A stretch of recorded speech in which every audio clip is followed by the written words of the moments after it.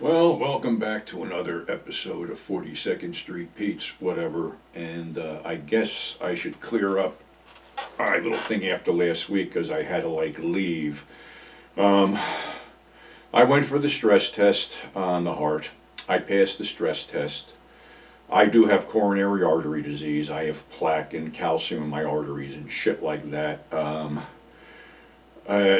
the guy seems to know his shit. I'm on two medications, one for blood pressure, one for cholesterol, which my cholesterol is actually normal. Other things a little bit high, but hey, it is what it is. I got a cavalier attitude toward death and dying anyway, and I know that nobody lives forever. And I also know that longevity is sort of in my family because my grandfather was almost 100. My mother is still with us. Not that she wants to be, but she's 93. My father lived to his late 80s, and honestly, I don't want to go that long. Be perfectly honest with you, I don't want to go that long. It's sort of like fucked up when you think of things, but I appreciate all the well wishes and thoughts and concerns that you guys sent out to me. I really appreciate it. It really means a lot. Like I said, I'm not trying to be a cavalier douchebag about it, but I realize things end, and don't think I'm going anywhere right away, but it is what it is. So, again, my thanks. Just a little bit out of sorts today. Just certain things are bugging me right now. I don't understand what's going on in this country with a lot of things, especially the latest anti-Semitic incident with our former fearful leader and these two jerk-offs, Fuentes and Kanye West, that just showed up for dinner. My opinion of Kanye West has never been good. He's a fucking asshole. I wouldn't care whether he's black, white, yellow, purple, whatever. No matter what color he is, he's a fucking asshole. He's a jerk-off. I remember he interrupted someone's award ceremony by going up on stage. As far as Nick Fuentes is concerned, he's supposedly a white supremacist that denies the Holocaust. Well, guess what, Mr. Nick? Your last name disqualifies you, and I'm not being racist. I'm saying that. The only use Trump would have for you is maybe to mow his lawn and trim his bushes. As for Kanye, you'd be a good fucking limo driver or a great restroom attendant. In my estimation, the only thing that makes you stand out from anyone else in this world is that you had Kim Kardashian sit on your face and you're still alive to tell the tale. So, in my estimation, that was his greatest accomplishment. But fuck these guys. I'm tired of hearing about them. I'm tired of hearing about the Proud Boys going after LGBTQ people and things like that. Because in my estimation, the Proud Boys, they walk around with weapons and flex their muscles and stuff. They're nothing more than a group of self-loathing, closeted homosexual men. And they prove it every time they come out. So, alright, fuck that. We'll get off that kick. God, it's hard to believe that as of yesterday was Sunday, December 4th, will mark almost 30 years since we lost Frank Vincent Zappa. Frank Zappa and the Mothers of Invention were a huge influence on me coming up and discovering the music of that era. I remember there was you got dollar stores now, which are now $1.25 stores, and dollar stores that are like way fucking more than $1. But we had something back then called the 5 and Dime. Not that you could buy anything for a nickel or 10 cents in it, but it was called the 5 and Dime because it carried over from years prior to that. The one I remember is McCrory's on Main Street in Orange, New Jersey, because they sold records. And they used to have bins of 45s that were pulled out of, the jukeboxes. And there was some great shit in there if you collected 45s. But now we're getting into the mid-60s, the hippie era. And there was a group called the Fugs that were supposed to have dirty lyrics. So, being that I was a rotten little kid back then, I really wanted to hear dirty lyrics. So I went to McCrory's and was thumbing through the record bins until I came up with this. Freak Out by the Mothers of Invention. On the back it says, "These mothers is crazy. You can tell by their clothes. One guy wears beads and they all smell bad. We were going to get them for a dance after the basketball game, but my best pal warned me that you can never tell how many will show up. Sometimes the guy in the fur coat doesn't show up. Sometimes he does show up. and he brings a bunch of crazy people with him, and they all dance all over the place. None of the kids at my school like these mothers, especially since my teacher told us what the words to their songs really meant. Signed sincerely forever, Susie Cream Cheese, Salt Lake City, Utah. On the back it says, Susie Cream Cheese, what's got into you? This has survived. I mean, God, it survived. I used to walk around humming the lyrics. I, just got roped into this whole thing. It just hit me. It just struck a chord within me, and I became a huge fucking Mothers of Invention fan. Up until when Frank passed away. God, I think he was only in his 50s. He died from prostate cancer, the thing that almost killed me. And I know he was another guy I never saw without a cigarette in his mouth.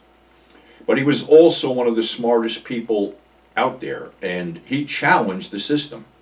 I mean, he was the one, him, Dee Snider, and John Denver were the only fucking rock stars that went to the court to go against Tipper Gore and her wanting to label records or censor records or whatever the fuck was going on back then. But Frank was one of those guys like Al Goldstein, Richard Pryor, George Carlin, Bob Guccione, all these guys, Larry Flint. He was one of those guys that was in your face when you fucked up. When the government fucked up, Frank was in your face and stayed in your face. And he was also a great musician. I have others down here. Here is the second Mothers of Invention album, absolutely free. I kept all this shit. May as well do the show and tell thing because I didn't pull out a lot of them, but I kept them. The movie 2000 Motels, the soundtrack here. Zappa and the Mothers, Roxy and Elsewhere. His homage to the 50s, Cruising with Reuben and the Jets, with this picture of Frank's high school picture on the back of the album. And my dog comes in here to bug me because she's needy. This big single, Frank and Moon Unit singing Valley Girl. And another Frank album, You Are What You Is. I have all of Frank's albums. Oddly, they survived. Nothing else did, very little did it from that time period.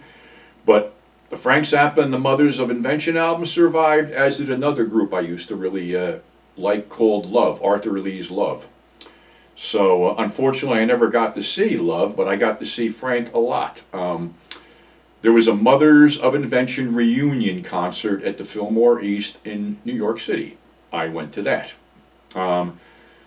You've all heard about, the Halloween shows and how great they were. Well, they were, because I tried to, anytime Frank was in the New York City area, I would go see Frank. And you try to get the Late Show, because the Late Show, man, I don't know how these guys did it after doing one fucking show, to kick off the thing and then take maybe an hour break and then going on like at 11 and playing until like 4 o'clock in the morning. They were just great. And, with Frank, you got your fucking money's worth. You were there for the duration. It wasn't like, there was a time on these sets or whatever. Frank just kept on going. And, saw him at the Palladium for Halloween, couple different venues. I think the last time I saw him, he had booked a show in Fairleigh Dickinson University, the Rothman Center, which was a gymnasium, and the acoustics were really lousy. And he apologized for this, saying that if he had known the acoustics were going to be this bad, he would have never taken the gig. But that was the last time I saw him. Right after that, I guess the rumors started circulating that he wasn't well. But he was in his recording studio, recorded stuff up until he died. And somehow someone got me his home address, and I managed to get off a quick letter to him, basically thanking him for the gift he gave me, the gift of his music, and wishing him well. And then I think it was like, not too long after I sent that letter, it hit the airwaves that Frank was no longer with us. He passed away. I think he was like 51. I might be wrong. I know he was in his 50s.